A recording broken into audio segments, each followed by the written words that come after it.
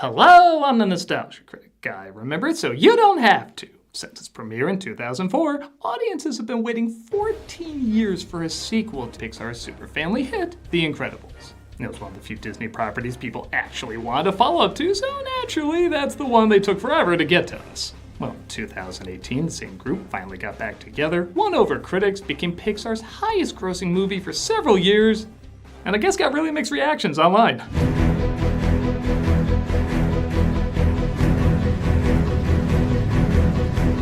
On one hand, this isn't surprising. They waited too long and audiences grew up theorizing about what their perfect sequel would be. And yeah, it's not like this film doesn't have some major flaws. But as someone who didn't grow up with the original and saw it as basically a decent story from Pixar finally putting humans in the lead instead of objects or animals, I guess I didn't have the same amount of hype, even though I did want to see a sequel as well. I can't deny the criticisms it's gotten, but I can't ignore the stuff that really is fantastic and, at times, even improves on the original. So yes, there's some step forwards, there's some step backwards, but I had issues with the first film too, and that didn't end up ruining it for me, and this one I think is in the same camp. But it's also been a long time since I put it on again. Will I see something different this time around and find it didn't hold up as well as I thought? Well, let's fly on in. With this family of superheroes where none of them fly, it's kind of weird. Let's take a look at The Incredibles 2. Admittedly, the film doesn't start off on the strongest note, picking up exactly where the last film left off, with a supervillain attacking the city, which I don't think is what audiences were particularly waiting for all these years later. As Violet's crush Tony says he saw the Pars dressing up as superheroes. Watch after Jack Jack. I thought we were gonna go. You heard your mother! This already feels a little weird, like at the end of the last one they all smile and put on their masks, they even had one for the baby. And then they're told someone has to stay with the baby.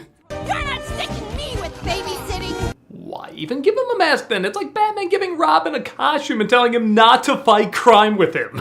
Heads up, Daddy! Yes. Violet! Who's watching Jack Jack? Ash is watching him! Here, you take it. The fight sequence is good with some funny moments, particularly around pawning off Jack Jack, and by God, over a decade away allows the animators to up their skills even more as this film looks gorgeous.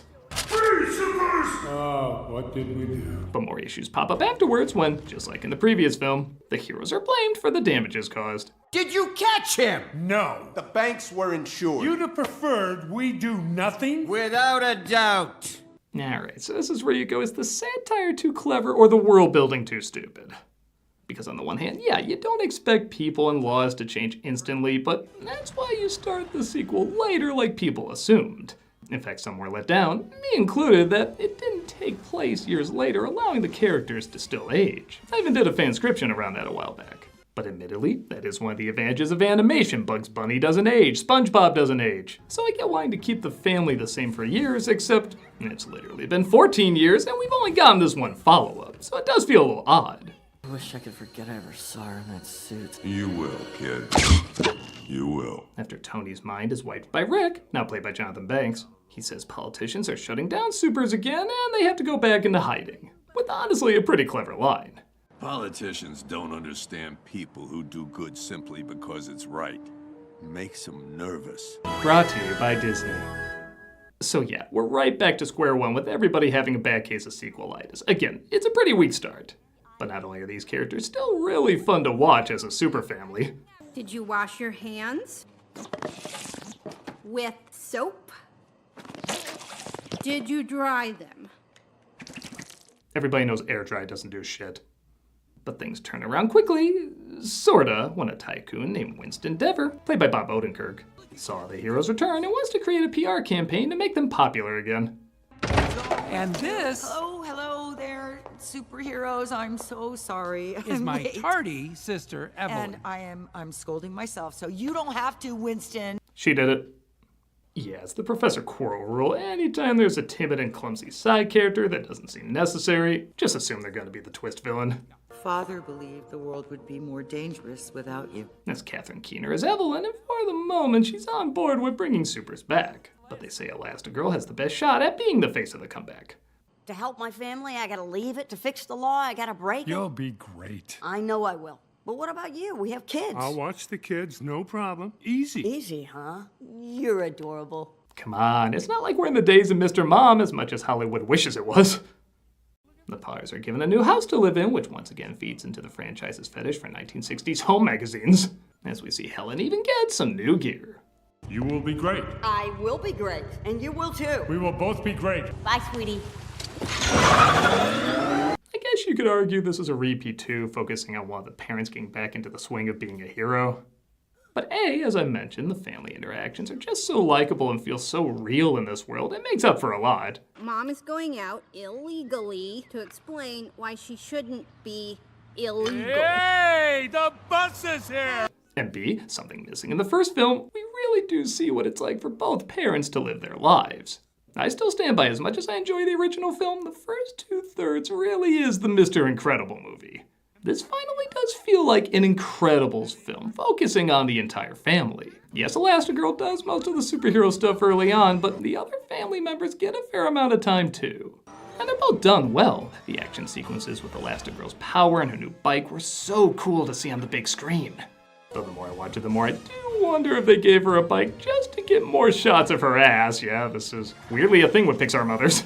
And even Bob's frustrations with home life seem to have more modern updates. They want us to do it this I don't know that way. Why would they change math? Math is math. It's okay, Math Dad. is math. That's not true. Math is much less problematic now. Perhaps you heard in the past why 6 was afraid of 7?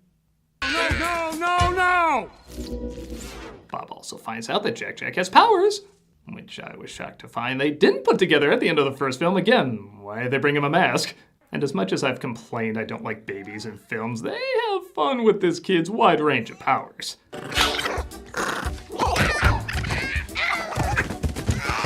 This raccoon probably should have just been a throwaway joke, but I legit start to feel sorry for this thing the longer and longer it's on screen fighting this kid.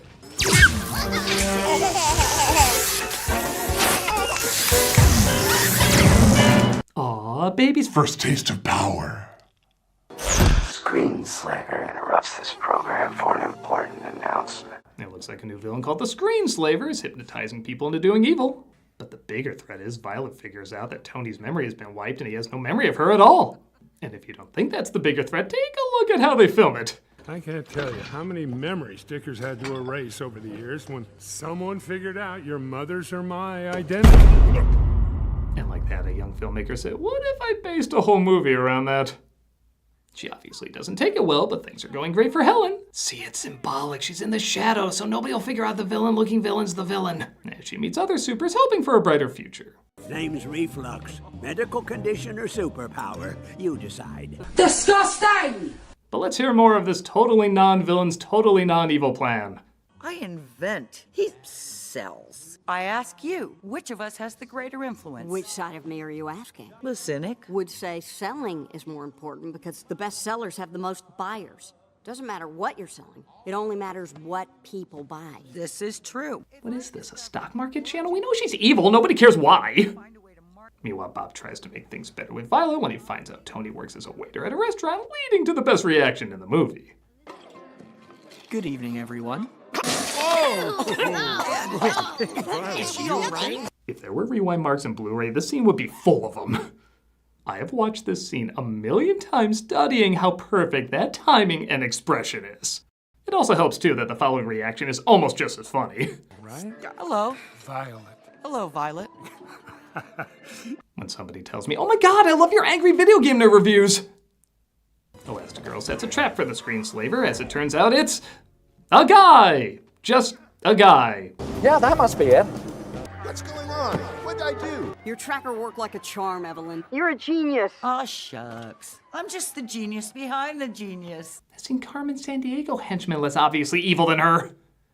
Well, the film continues to do a pretty good job showing the stressful chaos of handling a family on your own. If anything, the superpowers make the analogy even better. Obviously, I can't keep giving him cookies, but if I stop, no biting a day. Bob realizes the best person to maybe understand Jack's powers could be the person who molecularly constructed their supersuits. Of course you can leave the baby overnight. I'm sure filling in for Helen is challenging and you are very tired and the other children need you and miss you and you must go to them. Drive safely and goodbye. I enjoy our visits. How every parent prays asking a friend to babysit will go. In a short but sweet scene, Bob tries to apologize to Violet for messing things up with Tony. I'm used to knowing what the right thing to do is, but now I'm not sure anymore. We see moments like this in a million other Disney films, but the performances and even the way it's framed actually makes it a pretty memorable scene. I just want to be a good dad. You're not good. You're super. A few Jacksons from his wallet will make his apology mean even more. When Helen starts finding flaws that don't make sense about the screenslaver, Evelyn, of course, reveals the truth. What if the pizza guy is really a pizza guy, but he was controlled by the screens built into his glass? You are good. Only 2/3 of the audience figured it out before you did. There is something funny about The Incredibles always being called the real Fantastic Four, so they probably figured it was literally cool taking some of the same ideas from them. I would resist the temptation to stretch. Try to stretch and you'll break. Exactly what I remind myself when I wake up every morning. Does Winston know? Can you imagine what Mr. Free Enterprise would do with my hypnosis technology? Worse than what you're doing? I'm using the technology to destroy people's trust in it. The AI strategy! She blames over-trusting in superheroes for the death of her parents, and because of this, she wants to destroy all superheroes. I agree, pretty lame. When our home was broken into, my mother wanted to hide, begged my father to use the safe room. But father insisted they call his superhero friends. It's not like we haven't had enough Disney twist villains, and this is a series that started off with a costume-wearing super baddie, so there's really no reason to have something this underwhelming. Superheroes keep us weak! What Hollywood may or may not be saying in December. But they're definitely saying now. After Edna gives Jack a new suit with a helpful remote control, Bob gets a call that Helen's in trouble, so he calls Lucius to babysit. Little does he know, though, that the kids are in danger as well. The Devers sent us to take you. Isn't that redundant? The Devers just sent me here to guard the house. I actually kind of forgot how good the timing is on this bit from Frozone. He wants us to bring you, too. Hey. That isn't gonna hold them long. At least tell me there's time for an ice pun with an Austrian accent or 20. In another really inventive sequence, the kids fight the superheroes, which is nice to see considering there haven't been a ton of other powers in these films outside of the lead. But Lucius gets caught as the kids escape. Things are much better when Bob gets hypnotized as well, leaving Dash and Violet in a Spy Kid situation. Okay, bad guys after us. No Mom, no Dad, no Lucius. But we have our powers. Again, we've kinda seen this in the last movie, but not explored to this degree. I wish the Incredible could follow that boat. What did you do, The idea of the kids knowing their folks won't return and devising a plan is a slightly different setup, and I think if I was a kid, I would dig the hell out of it. Also, there's always something so funny about a grown-up hitting a kid in a film like this. Like, yeah, go superhero. Jesus! Why don't you just attack the baby while you're at? Oh, right, they do that too.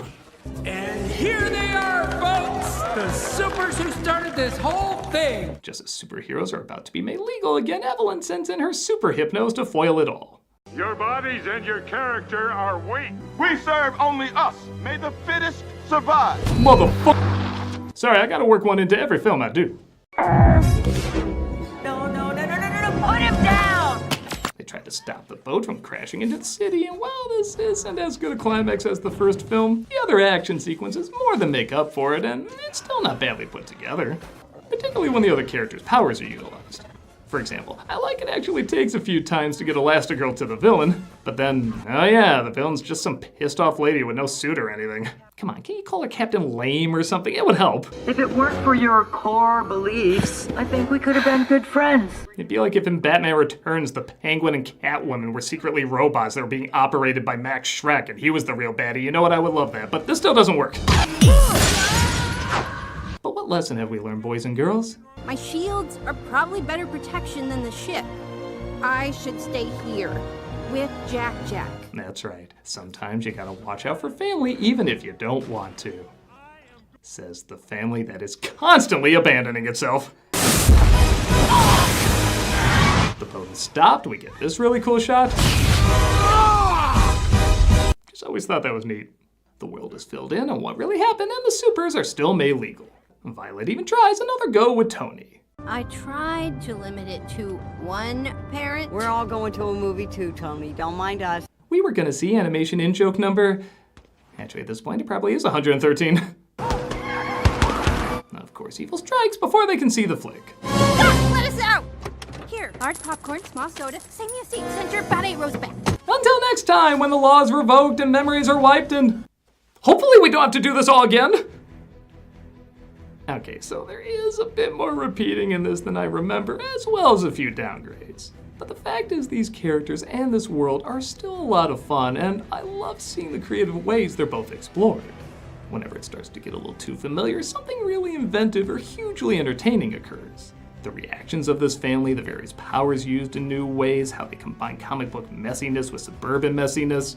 I'm sorry, I'm still a fan of it. Do I hope the next film goes a different direction? Yeah, it'd be nice. I do feel like these characters can evolve more, both physically and emotionally. But as long as the spirit of these people is kept in check and the visual spectacle is always improving, I think I'm always gonna find at least a little something incredible about these movies. I'm the nostalgia critic guy, remember? So you don't have to. Your bodies and your character are weak.